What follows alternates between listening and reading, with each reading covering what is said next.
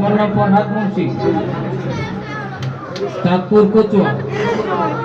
হ্যাঁ, আমাদের এখান থেকে একবারে ছোট থেকে হাফেজ শেষ করলেন, তারা অত খুব সুন্দর। এরপরে রাকিব হোসেন, কিশোরগঞ্জ কটিয়াদি, বাবার নাম মতিউর রহমান। এটা একটা স্মৃতি হয়ে থাকবে, এই যে আল্লাহর ওলিদের হাত থেকে আমরা পাগড়ি নিতেছি। যারা যারা নিতেছেন, এরপরে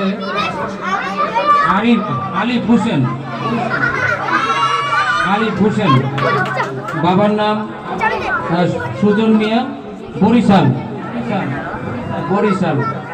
এরপরে ইসহাক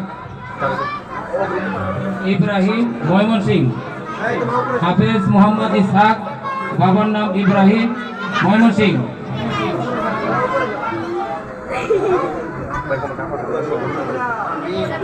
সকলের কাছে দোয়া চাই, আমাদের এই ছেলেগুলো যারা এখান থেকে হেফজ শেষ করছে, যারা শেষ করছেন, এরা যেন কোরআনের পাখি হিসেবে,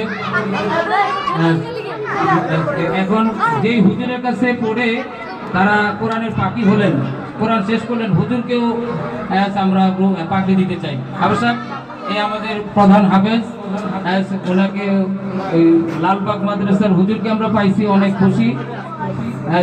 ওই হুজুরের হাতেই এই 10 জন ছাত্র হাফেজ হইলেন।